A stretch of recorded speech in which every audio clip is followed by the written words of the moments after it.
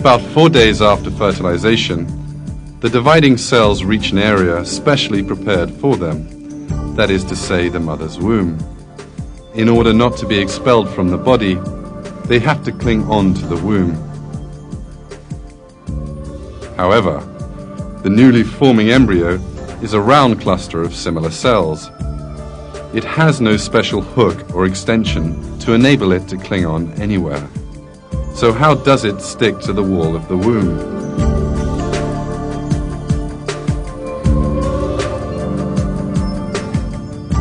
This too has been taken into account. When these cells reach the wall of the mother's womb, a special system goes into operation. What you're now seeing is a cell cluster which has just reached the mother's womb, seen now under an electron microscope. The cells on the very outside give off a special enzyme which dissolves the womb wall.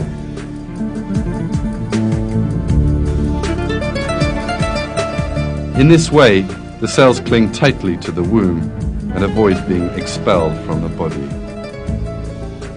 The presence of these cells, which are both in the right place and which release the necessary enzyme, once more reveals the perfection of creation. Thanks to this flawless creation, the cell cluster is buried in the wall of the womb.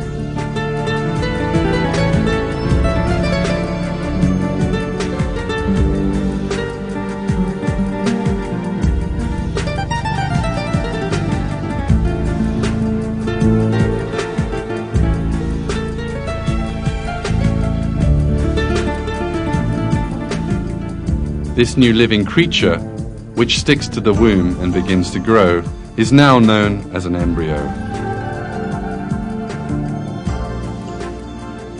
This truth, discovered by modern science, revealed an important miracle of the Quran.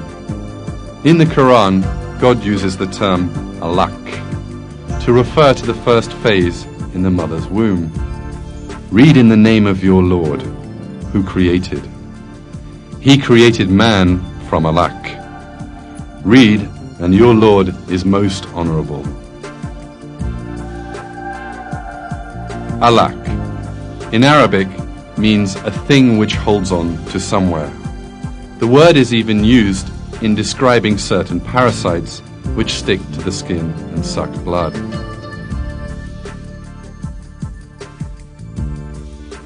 In other words, in the Quran, which was revealed to us at a time when man's knowledge of biology was still very limited, a word is used which exactly describes the embryo in the mother's womb. This proves once more that the Quran is the word of God.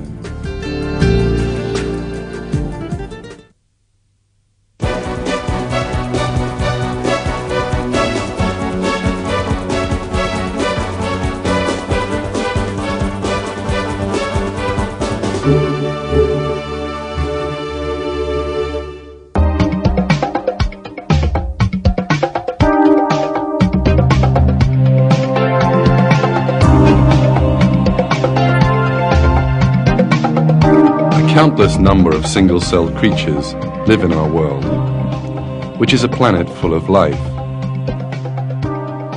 All of these single-celled creatures multiply by dividing and form exact copies of themselves as they do so.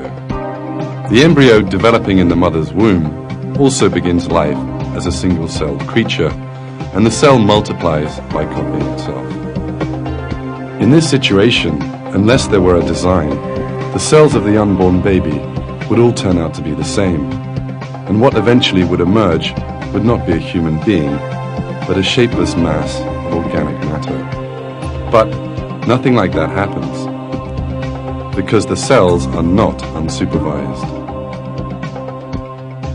A few weeks after the sperm and egg have come together, the cells start to differentiate, obeying a secret command which is apparently given to them. We are now witnessing this change, which is described as a miracle by all scientists.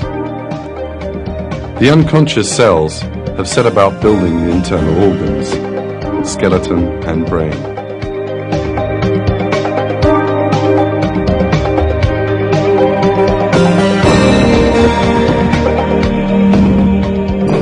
brain cells have begun to form in these two small gaps.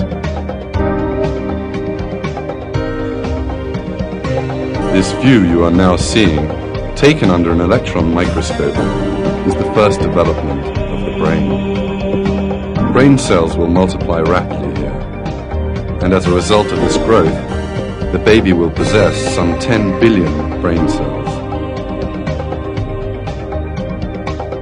We are now seeing the formation of the brain cells.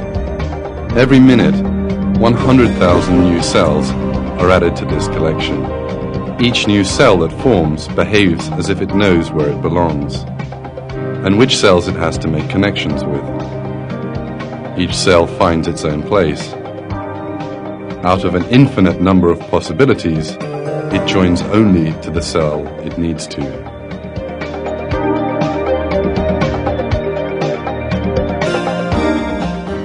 There are 100 trillion connections in the human brain. In order for brain cells to be able to make these trillions of connections properly, they need to demonstrate an intelligence far superior to that possessed by humans. However, cells have no intelligence at all. And not just brain cells. Each of the dividing and multiplying cells in the embryo heads from the place where it first formed straight to the point it has to occupy, and each one finds the place designed for it. And here, whichever cells they have to form connections with, they also do. So who is it who makes these cells, which have no awareness, follow this intelligent plan?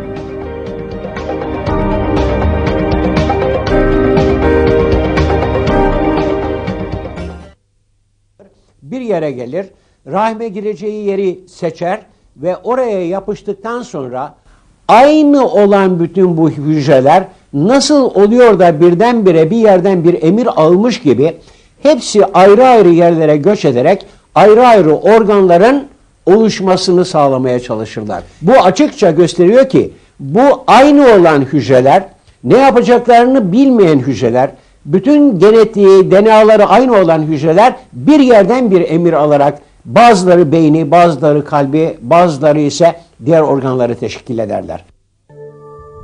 Construction inside the mother's womb goes on unceasingly. Some of the cells undergoing change suddenly begin to expand and contract. Following that, hundreds of thousands of these cells come together, and these make up the heart. This heart will continue to beat for a lifetime. In a short while, we'll see a real miracle. These cells, which stand independent of each other, are in fact vein cells.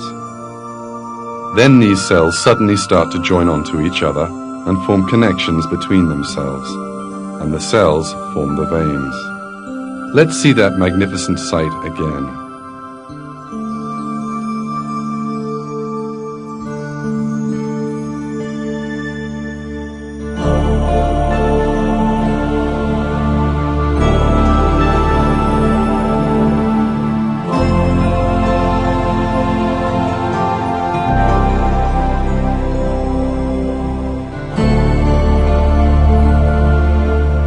How have these cells learned that they have to form a vein, and how can they do it?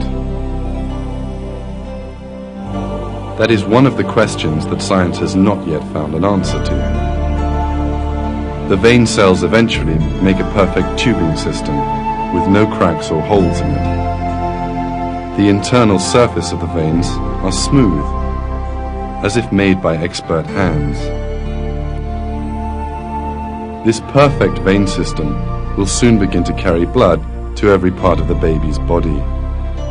The length of the vein network is more than 40,000 kilometers.